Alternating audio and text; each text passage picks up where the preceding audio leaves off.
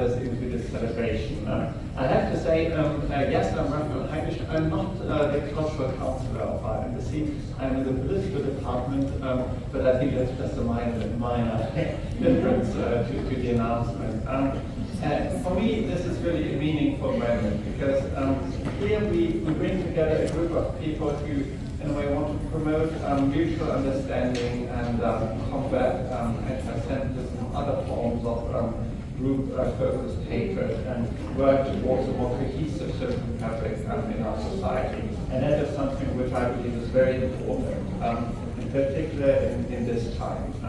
We live in a time where we are exposed to, let's say, more divisive narratives. And in particular, since October 7th, we live in a world where what's happening in the Middle East makes it difficult for communities to stay together. We've seen a dramatic rise in anti-Semitism on both sides of the Atlantic. This is deeply problematic. We see it here, and we also see it in my country, in Germany. And we are looking into what can we do about this, and what can we do to make sure our society holds together. And that means, in a way, we on our side of the Atlantic ask ourselves, how can we engage different communities, Jewish communities, how can we engage Muslim communities, how can we foster spaces where interreligious dialogue can take place, and this is always a difficult endeavor. We face difficulties in our country.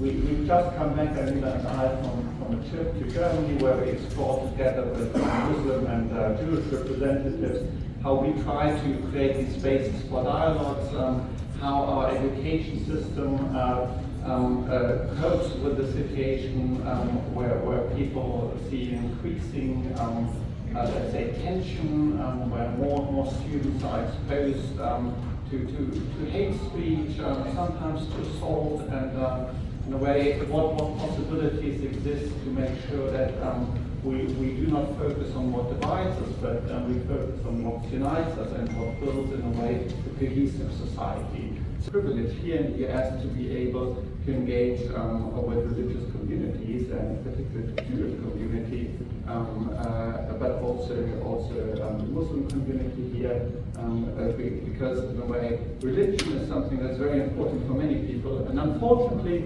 some few people derive hatred from that very positive thing in our life, and it's a joint responsibility in a way to make sure that that this is not what succeeds, but in a way that we work towards a cohesive society. So it is now my honor to welcome you officially to tonight's awards gala. And our next awardee, the first one I should say, is Miriam Nadri Churchill. Yes, and Miriam is a passionate advocate for women's empowerment, secular pluralism, and interfaith respect across Europe and North Africa. Her organizing and vision have empowered countless women and yes, youth. you can leave it. Yeah. Joining us this evening is her colleague and accepting the award on her behalf is Dr. Mary Bell Telfern, one of our amazing panelists today. And Mary, to read acceptance remarks on behalf of Miriam, would you please join us?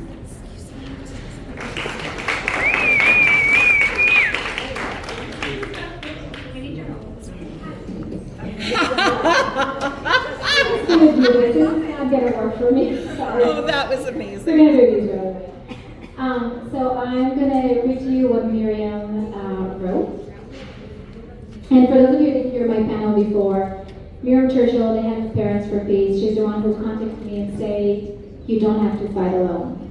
And Parents for Peace is an amazing organization. I'm the only Jewish person there, and I could not be more grateful for them. Okay. I'm deeply honored and grateful to receive the NWIC National Changemaker Award.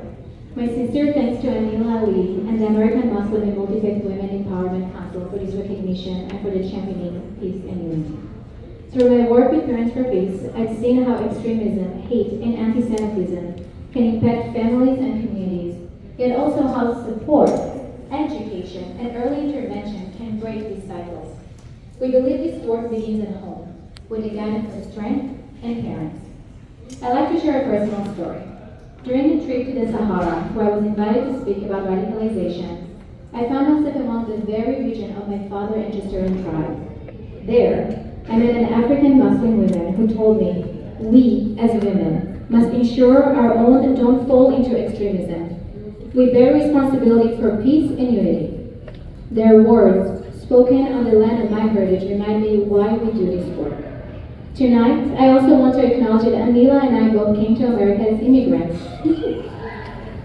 Our cultures teach us to show gratitude and respect to the countries that welcome us, and we carry that sense of duty into the work we do every day. Thank you for this honor and for standing together in the fight against hate.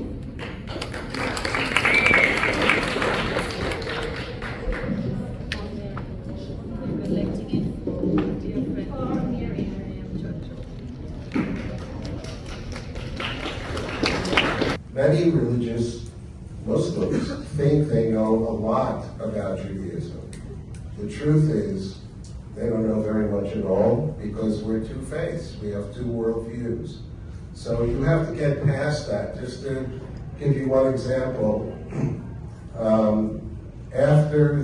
all know about 9/11, but perhaps we forgot that in Indonesia, around the same time, there were a number of massive suicide bombings that left significant number of people dead, Australian tourists, and others. And we planned and carried out a 9-faith, I guess we call it a multi-faith conference for 500 people, half of them Hindu, the other half Muslim. And President Wahid, of blessed memory, who was the former president of Indonesia, he opened the conference. His daughter read the speech where he said the following: religion is supposed to be a source of blessing for humanity. Let's be honest, he said 20 plus years ago. Religion today is a curse for too many people around the world. What that means is that the faith leaders have a special obligation to break that stereotype. And here, I would say, the uniqueness of the people on this panel, including myself, we have U.S. passports. And that means that for us, things start getting a lot of clicks and views immediately, then it just goes more and more viral and the process continues. And so Jews are outnumbered on social media. There's only about 15 million of us. We're still not to where we were before the Holocaust in population. And so for our truth to get out, we need allies. There are 2 billion Muslims in the world, 2 billion Christians, and the radical side of Islam, Islamism, that's not the majority. It's bigger than it should be, but it is not the majority. But unfortunately, those people, their hate is fueling them to pump the algorithm with poison. I mean, that's truly what is happening online. And so we need you guys, and this is a stage full of Muslims and Christians and Jews standing together, but we need the Muslims and the Christian communities, the moderate sides of those religions, the people who do want peace and prosperity for the world and between religions. We need you guys to be jumping in on the fight online with us too, because if it's the Jews versus the radical Islamists, we're fucked. But if it could be all of us using the most moderate sides of our religions together online to fight hate, they got nothing on us. And so, I really leave you guys with that message. Social media is really, really important. And at a certain point, we probably should stop calling it social media and just call it the media. I mean, we're at a point now where this is the future. There's no more watching things on television without a comment section. Anything that is going to get views and to get attention for good or bad is going to have a comment section. It's going to have collaborators. It's going to have reposts to it. And so that means in this century, the Jews no longer control the media. And we need your help so that we can control it together. I'm kidding. We know that, as our rabbis have taught, our job is to be part of the process, sometimes start the process, and in terms of where it's going to land up, you can leave it to the good Lord. If we start, we'll see good results at the end. Thank you, Rabbi Cooper.